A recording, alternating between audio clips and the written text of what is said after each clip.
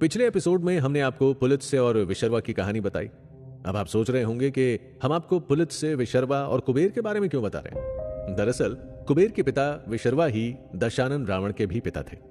लंका की ऐसी कोई भी गाथा नहीं जो विशर्वा के नाम के बिना शुरू ना हो। तो विशर्वा कैसे बने दशानन के पिता, और एक ब्राह्मण का बेटा कैसे बना सबसे भयानक राक्षस।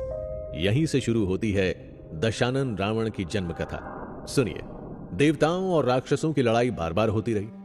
स्वर्ग को देवताओं से छीनने के लिए राक्षसों ने कड़ी तपस्या की। राक्षस सिर्फ ब्रह्मा जी और शिव जी की ही पूजा करते थे। उनकी पूजा और मंत्रों में इतना बल होता था कि ब्रह्मा जी और शिव जी वरदान देने को मजबूर हो जाते थे। मनचाहा वरदान पाकर राक्षस अपनी मनमानी करने लगे। इंसान हो या जानवर या फिर स्वर्ग में बैठे देवता, सबको परेशान करने में राक्षसों को बड़ी खुशी मिलती थी। देवता अपने ही स्वर्ग में डर डर कर रहने लगे। सबने मिलकर सोचा कि राक्षसों के उत्पात का अंत होना चाहिए, लेकिन करें तो क्या करें। जब तक ब्रह्मा जी और महादेव राक्षसों को वरदान देने नहीं छोड़ेंगे, उन्हें बल मिलता रहेगा। और इतिहास गवाह है कि राक्षसों की शक्ति जब जब बढ़ी है, वो देवताओं, इंसानों और जानवरों को सताते ही रहे हैं। इन्हीं सब विचारों से देवता परेशान थे। उस समय जिन महाबलशाली राक्षसों ने तीनों लोकों में उत्पात मचाया था, वो तीन भाई माल्यवान, सुमाली और माली थे, जिन्होंने पूजा, यज्ञ और तप करके देवताओं जैसी शक्तियां हासिल कर ली थी। इन्हीं वरदानों के बूते पर वो देवताओं के शिल्पकार विश्वकर्मा से अपने लिए रहने की जगह मांगने जा पहुंचे। राक्षस भाइयों ने कहा, हे विश्वकर्मा, आप सभी देवताओं के लिए रहने की जगह महल बनाते आए हैं। हमें भी कोई ऐसी जगह बताइए जहां देवता ना पहुंच सके और हम अपने राक्षस वंश को आगे बढ़ा सके। तब विश्वकर्मा ने राक्षसों को त्रिकुट पर्वत के शिखर पर बसी लंका नगरी भेजा। तब से ही लंका राक्षसों की नगरी बन गई।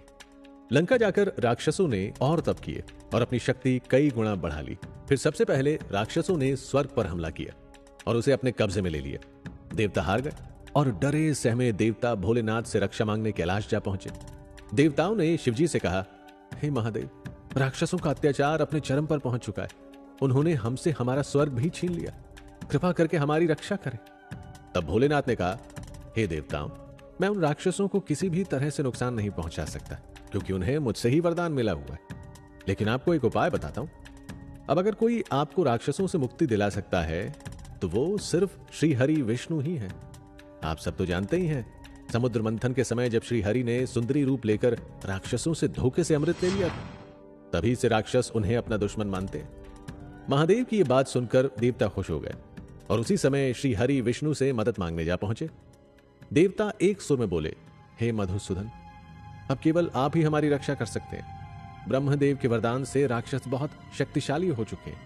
वो कभी धरती तो कभी आकाश में घूमते रहते हैं और जो कोई भी उनके रास्ते में आ जाता है उसे खत्म कर देते हैं। ऋषि मुनियों के आश्रम उजाड़ देते हैं, जानवरों को मार कर खा जाते हैं। हमसे हमारा स्वर्ग भी छीन लिया है। भगवान, आप राक्षसों को मारकर हमें इनके अत्याचारों से छुटकारा दिलाइए।